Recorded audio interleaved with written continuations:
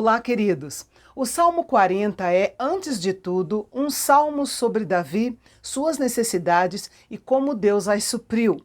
Não se sabe ao certo qual é o seu contexto histórico, porém, quaisquer que tenham sido as experiências que levaram Davi a escrever este salmo, ele aprendeu algumas lições preciosas e nos apresenta algumas instruções importantes para tempos de dificuldade.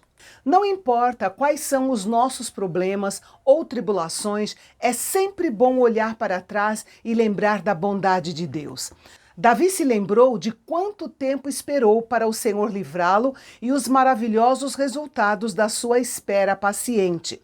O termo esperei pacientemente ou com paciência, no hebraico, indica que ele esperou de forma diligente, sincera, paciente e perseverante até que Deus se agradasse em ajudá-lo. A palavra inclinou-se tem o sentido de Deus se curvando para prestar atenção em Davi, na sua aflição, removendo qualquer distância percebida entre o Senhor e seu servo, dando a ele a certeza de que tinha ouvido seu clamor, o que deixou Davi bem confiante em uma resposta favorável. Enquanto Davi esperava pacientemente pelo Senhor, ele o tirou de uma crise que ele estava passando, que ele expressa de maneira figurada como sendo um poço de lama, e o colocou em um lugar muito melhor, mais firme e mais seguro. A oração de Davi por libertação foi atendida e resultou em um novo cântico de louvor ao Senhor. É possível que este salmo, Salmo 40, tenha sido o novo cântico que Deus colocou na boca de Davi. A libertação e o louvor que resultaram da espera paciente de Davi no Senhor foram um testemunho eficaz para outros que foram inspirados a temer ao Senhor e a confiar nele. Com essa experiência, Davi aprendeu que o sucesso final depende da fé no Senhor e da paciência, enquanto ele opera de modo providencial. Davi sabia, por experiência própria, que a confiança demonstrada pela espera paciente no Senhor é abençoadora. Ele louvou a Deus por realizar muitas obras maravilhosas e pelos seus pensamentos favoráveis para com seu povo.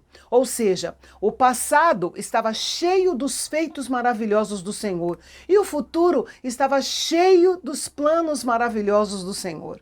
Ele ficou surpreso com o fato de Deus ter pensamentos tão amorosos e graciosos para com seu povo.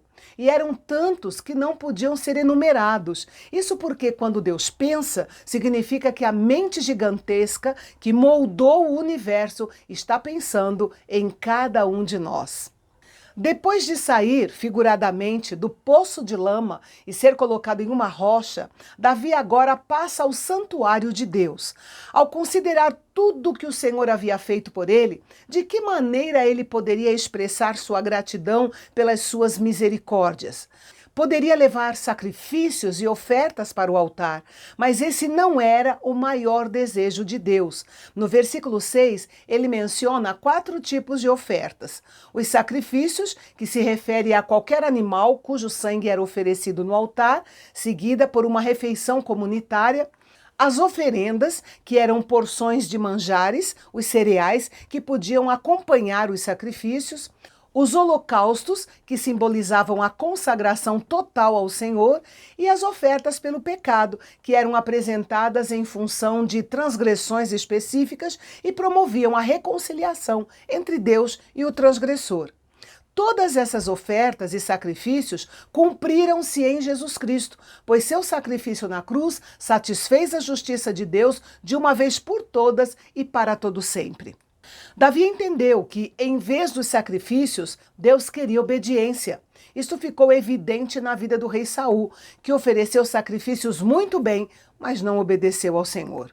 Quando Davi disse, as minhas orelhas furaste, ou os meus ouvidos abriste, conforme a tradução, provavelmente ele se referia ao costume de furar a orelha de um escravo que voluntariamente quisesse permanecer na casa do seu senhor, a serviço dele para sempre. Para oficializar essa decisão, ele teria a sua orelha furada e ficaria com o seu senhor para sempre. Neste ato, o escravo era tão grato pelo que o seu senhor lhe tinha dado, que estava feliz em servi-lo pelo resto da sua vida, não por dívida, vergonha ou derrota, mas por amor. E este era o sentimento do coração de Davi para com Deus, e era maior do que qualquer sacrifício animal. Alguns comentaristas consideram esse versículo como uma evidência de que o salmista tinha outra coisa em mente além da cerimônia da escravidão. Além de uma expressão de entrega total de Davi ao Senhor, ele também prefigurou a submissão total do Messias, Jesus Cristo. O escritor aos Hebreus cita o Salmo 40. É uma profecia maravilhosa e notável da obra de Jesus. Essa expressão de Davi mostra a insatisfação final de Deus com os sacrifícios de animais, ansiando pelo sacrifício perfeito, o sacrifício de Jesus. O rolo do livro, mencionado no versículo 7, pode ser uma referência a Deuteronômio 17. Num sentido muito menor, Davi poderia sim dizer essas palavras dos versículos 7 e 8 sobre si mesmo, mas o cumprimento real e perfeito se deu em Jesus, o Messias.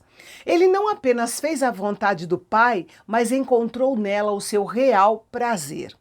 No versículo 10, como nos versículos anteriores, tem um cumprimento muito maior e perfeito em Jesus, o filho de Davi, em seu ministério terreno. Ele foi o grande pregador ao ar livre, o grande itinerante, o presidente do colégio de todos os pregadores do evangelho. Depois de passar pelo santuário, Davi voltou às suas responsabilidades como rei e descobriu que havia novas batalhas a lutar e novos problemas a resolver, de modo que buscou mais uma vez a ajuda do Senhor. A adoração não é uma fuga da vida, mas sim uma oportunidade de honrar ao Senhor e de ser preparado para enfrentar a vida para a glória de Deus. Davi tinha seus problemas pessoais para resolver, pois sua consciência era muito sensível e ele sabia que era pecador. Por isso ele pediu a Deus que não o deixasse com seus muitos pecados, que segundo ele eram mais do que os cabelos da sua cabeça, mas que o Senhor se apressasse em socorrê-lo. Davi também tinha inimigos que queriam destroná-lo, e ele orou pedindo ao Senhor que lhe desse vitória. Mas acima de tudo, Davi queria que o Senhor fosse engrandecido e que o seu povo fosse abençoado em servi-lo. Ele não sabia o que o futuro lhe reservava, mas estava confiante que Deus estava no controle de todas as coisas. E justamente por se sentir seguro, na verdade, de que Deus cuidava dele e pensava nele, Davi novamente apelou a Deus para que fosse sua ajuda e seu libertador. E ele precisava que Deus fizesse isso logo, sem demora. Vocês que me acompanham devem estar lembrados que no início dessa série eu disse que o livro de Salmos é dividido em 5 livros e que o primeiro livro é composto do Salmo 1 ao Salmo 41. Pois bem, amanhã nós vamos encerrar esse primeiro livro, pois já chegamos no Salmo 41. Então, não perca o nosso encontro de amanhã aqui no canal Bendito, quando vamos mais uma vez encontrar Davi clamando ao Senhor diante de enfermidade, pecado e de inimigos conspirando contra ele, esperando a sua morte. Então, é amanhã, não perca o nosso encontro aqui no canal Bendito. Até lá!